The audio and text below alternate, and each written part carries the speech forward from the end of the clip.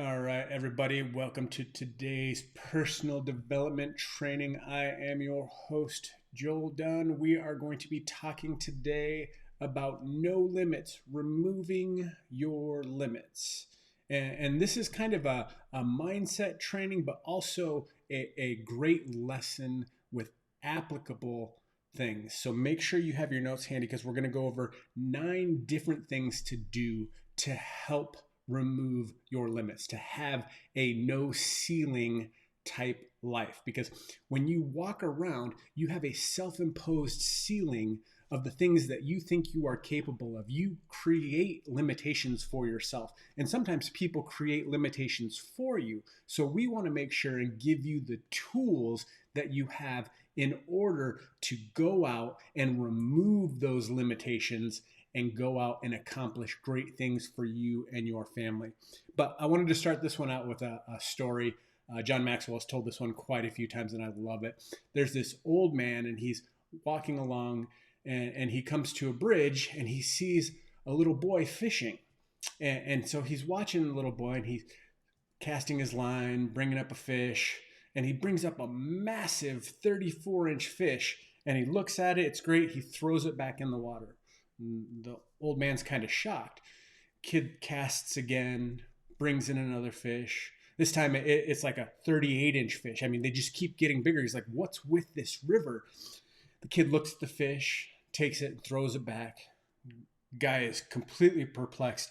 And he runs over to the kid and goes, oh my gosh, what are you doing? You are catching these massive fish. These are great. Why are you throwing them back? And the kid looks at the old man and goes, well, I've only got a 12-inch pan.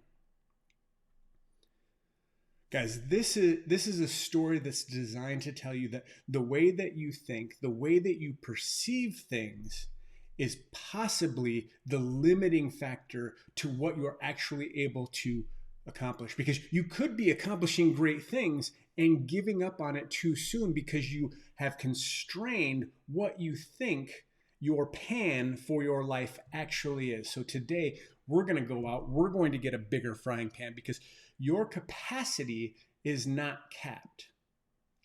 You know, one of the biggest reasons why God created us the way that we are is because we are made in his image. What does that mean? Well, God is a creator. He has expanded capacity. His capacity has no end. And when he created you in his image, he created you to have a capacity without end. You can continue to grow. The problem is that most people decide not to grow.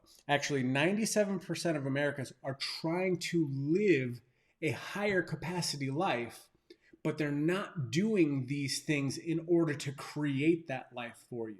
So what we're going to do today is we're going to take 9 things that you can do to help create that expanded vision, that expanded capacity for you. So number 1, first you need to visualize the outcome. See, one of the great things about professional athletes is that they have an innate ability to visualize excellence. You know, they've gone in, they've done the work, they've put in the hours, but also they've put in the hours of visualizing what it is they want, where they want to go, what their goals and dreams are. They've put in the vision of where they want to go. So have you created that higher vision for your life? Do you know that next level that you want to go to? Have you set it out there? Now visualize the perfect outcome of it happening. How is it going to happen? What are you going to do? Who are you going to become? Who is going to join you to help you get there? These are the things that you need to put out there. Number 2, start working before you know how to achieve that vision. I've said this on multiple trainings. The person that knows why will always work for the person that knows how. The important thing for you to do is to take action, take action, take action, take action, take action. You will figure it out along the way. You know, that statement, everything is figure outable. Well, guess what? That is true with your vision. Make sure that you are going out and taking action in the direction of which way you want to go. That way you're getting the ball rolling. Number 3, fail fast, fail first, and fail often. Guys, most people don't get going on this journey because they're afraid of failure, but not you. You are excited about failure. You're excited about attempting new things, trying new things, and possibly failing at them. Because guess what? The lessons are learned in the failures. The lessons are learned in the trials. If you are not going out and attempting things, then you will never grow, you will never stretch. So the faster you can get out and fail, the first time you can do it bad, but the second time you can get better. The faster you do it, the more often you do it, the closer you will get to where you go. And sometimes when you try things that you weren't even thinking would work, they actually work. You'll be surprised at how much additional things you succeed at because you tried. So if you make the motto fail first, fail fast, and fail awesome, fail often, you will absolutely grow beyond the limits that you've created for yourself. Number 4, stay focused longer than anybody else does. Guys, Stephanie and I are a perfect example of that.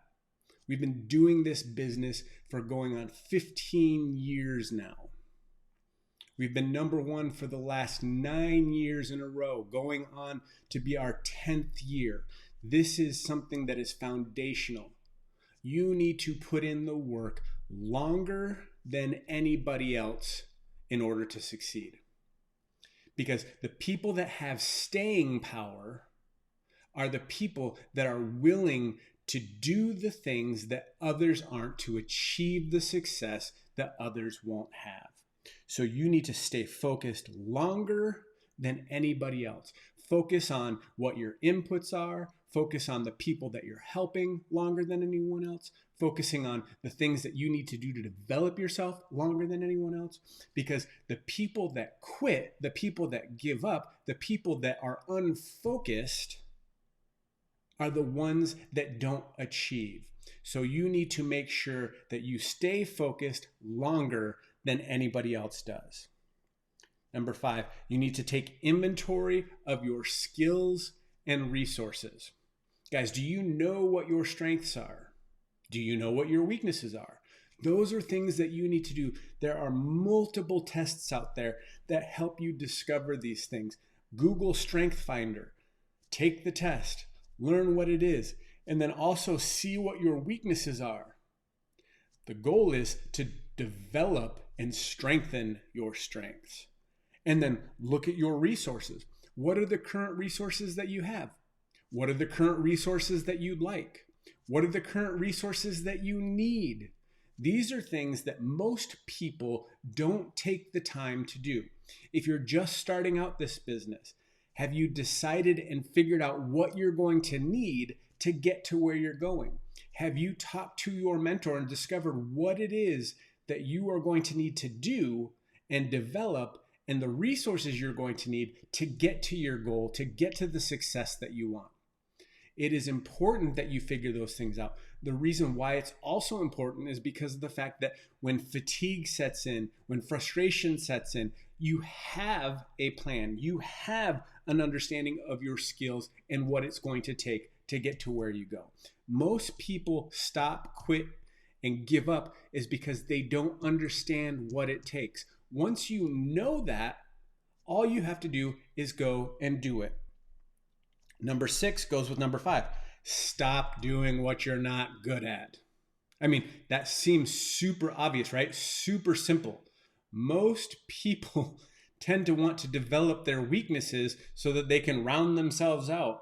Well, anytime that you spend on your strengths and weaknesses, they take away from the other. So what would you rather have? Strong weaknesses or super strong strengths? Take your time that is devoted to things that aren't serving you and pour them into the things that are serving you, the things that you're good at.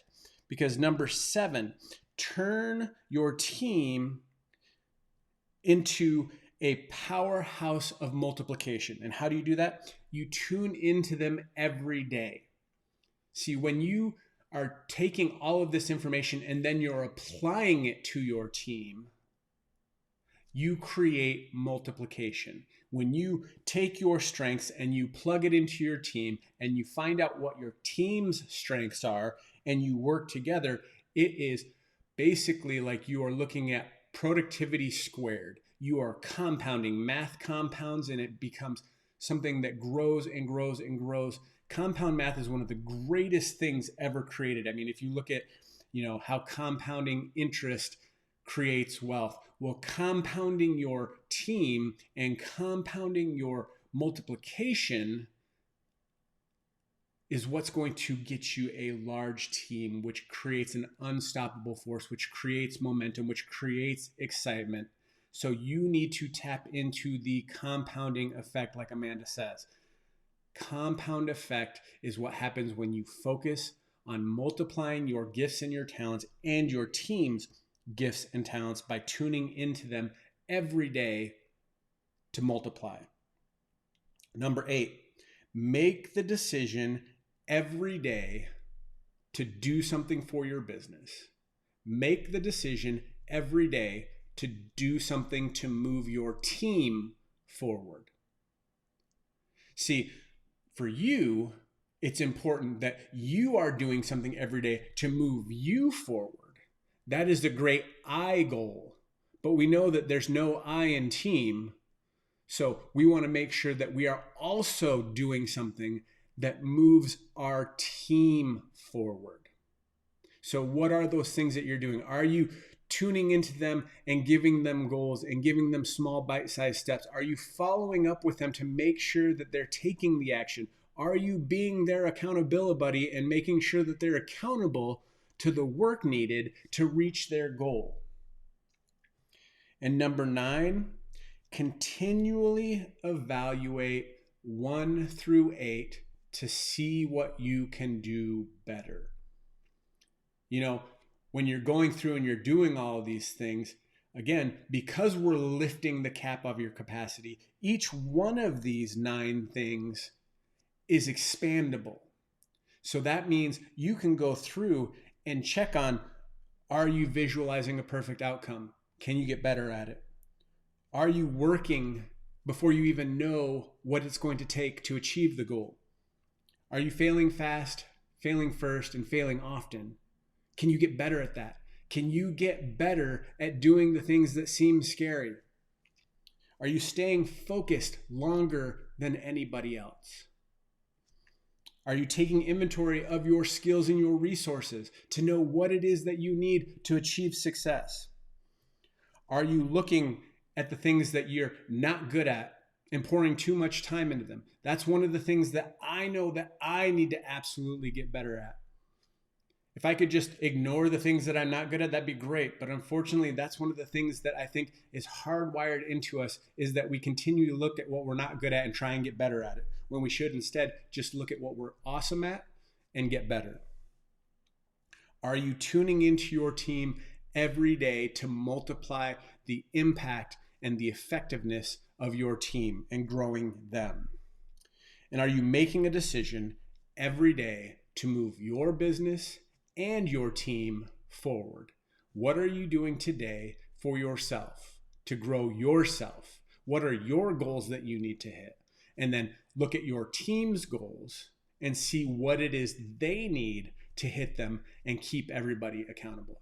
Guys, I hope these 9 things helped take the capacity off of your cap and go, I can do more. It's a glass ceiling. You can bust through it, guys. There is no level you can't get to. That next level, when you get to it, guess what? You can get to the next one. There is no cap on what you can do.